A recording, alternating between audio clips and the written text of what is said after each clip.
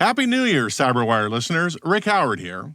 Now that we're in 2023, we're so excited to bring you more ways to stay ahead in the industry with one of the leaders in cybersecurity training and our newest best friend, CyberVista. As a thank you to our listeners, we would like to offer you a free CyberVista practice test as well as 3 free months of CyberWire Pro. 3 free months and a practice test? That's a great deal. Visit thecyberwire.com/promo. That's thecyberwire.com/promo and use the code PROLEARN, all one word. That's PROLEARN to redeem this limited time offer. Imagine a Ferrari losing Le Mans to a 40-year-old Pinto with a broken headlight and 2 flat tires. That pretty much describes the very asymmetrical cybersecurity industry. Money never solved the hacking problem. At CrowdSec, they want to rebalance the odds and make security available to all for free. Their open-source, massively multiplayer firewall analyzes your visitor's behavior and deals with malicious traffic. Once an aggressive IP is identified, it's also shared across all users to ensure everyone's protection. No matter what your business size is, it offers an adapted response to credential stuffing, port scans, password brute forcing, and much more. At CrowdSec, they have each other's backs and make the internet safer together. Want to join the community and protect your IT assets? Visit crowdsec.net to learn more.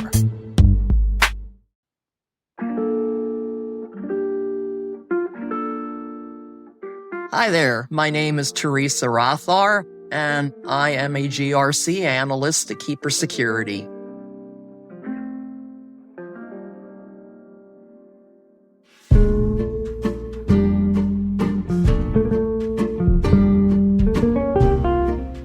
I wanted to be a performer, and that's one of the reasons why I jumped on the chance to do podcasts and webinars and things like that, because it gives me a chance to perform.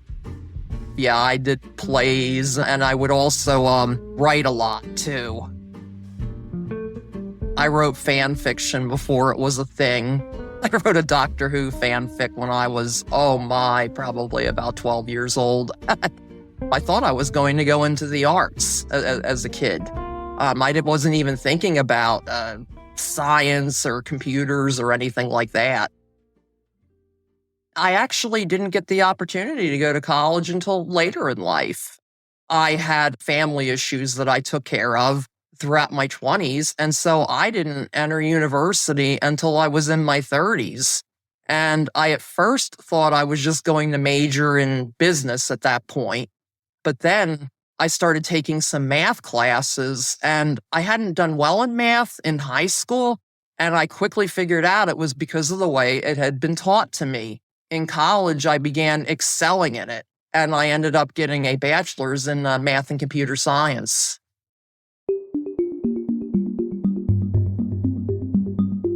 I got my bachelor's degree in 2011. We were right in the middle of the Great Recession, and I had no professional network to speak of and no idea how to get a job. So I kind of hid out in academia. I got an MBA, which really benefited me. I was going to Wilmington University up here in Delaware, and 5 more classes I could get a second master's. So I went and got a second master's in management information systems. Fell into cybersecurity really accidentally. A cybersecurity company, actually a GRC company, hit me up on Outwork because they needed somebody to write blogs and white papers and things like that. I didn't even know what GRC was, but I really needed the money. So I took the job and I started furiously Googling, and I figured out, governance, risk management, and compliance. That was how my cybersecurity career began. I started to excel, just like I did when I found math all those years ago when I entered university.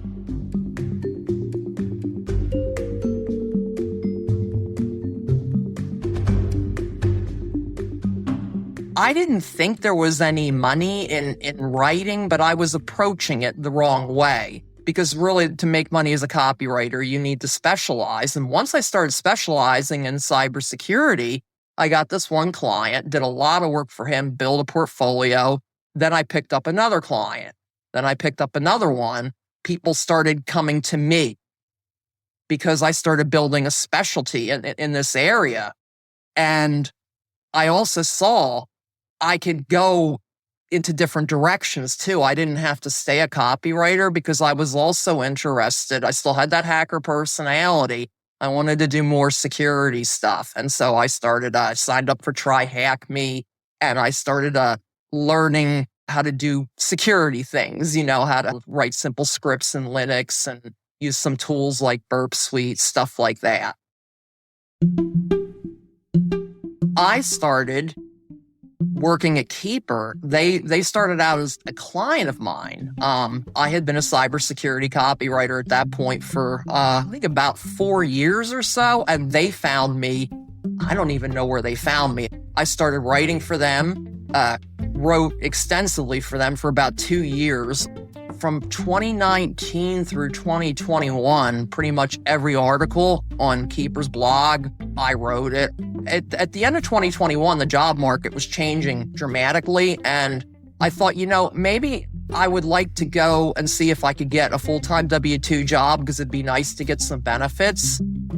Keeper heard I was looking for a full-time job, and I didn't want to just be a copywriter anymore. I wanted to do more. They did not want to lose me because cybersecurity copywriters are really difficult to find. And they decided we could really use you as a compliance analyst. And the only caveat, we want you to keep, doing copywriting for us too. And I said, sure, that's fine. I'm not against continuing to write copy. I just wanted to do more. There is so much demand, I think, throughout tech, but I could tell you right now in cybersecurity, if you want to get into cybersecurity and you know how to write, start writing cybersecurity articles.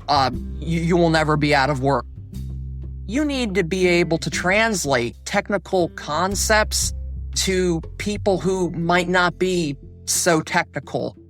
So you need to be able to break that down in the terms they can understand. And usually these days, especially after COVID, everything's done in writing.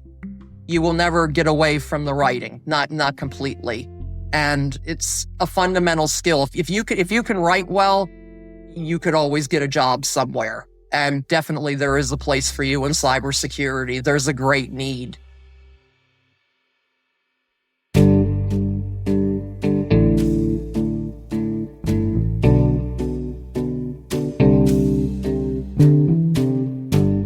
I will outwork anybody, and I've always been really good at that. Just put my head down and outwork you and work on the problem and work on fixing it. And that's how I went from a foreclosure box on the porch to where I am now. I have a good job and I have a really good career, and I absolutely love it.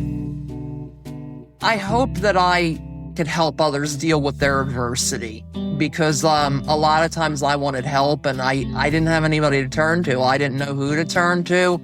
I would like to be looked back on as somebody who helped others in this industry, who helped diversify this industry. That's something I'm really passionate about, and who helped make this industry better, and who helped pull people into this industry who maybe didn't see their place here until they heard something I said about it.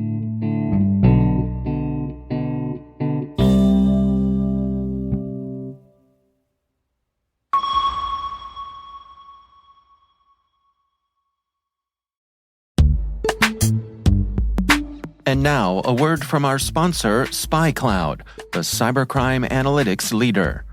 SpyCloud disrupts cybercrime by telling you what criminals know about your business and your customers, so you can take action to prevent ransomware, account takeover, and online fraud. SpyCloud constantly recaptures and analyzes new data from the criminal underground, including credentials, cookies, and PII siphoned from malware-infected devices. With knowledge of the specific data criminals have in hand from InfoStealer malware on managed and unmanaged devices, security teams can respond with a more efficient and effective process called post-infection remediation. Get SpyCloud's post-infection remediation guide outlining the 7 steps for preventing a malware infection from becoming a full-blown ransomware incident. Visit spycloud.com/cyberwire. That's spycloud.com/cyberwire. And we thank SpyCloud for sponsoring our show.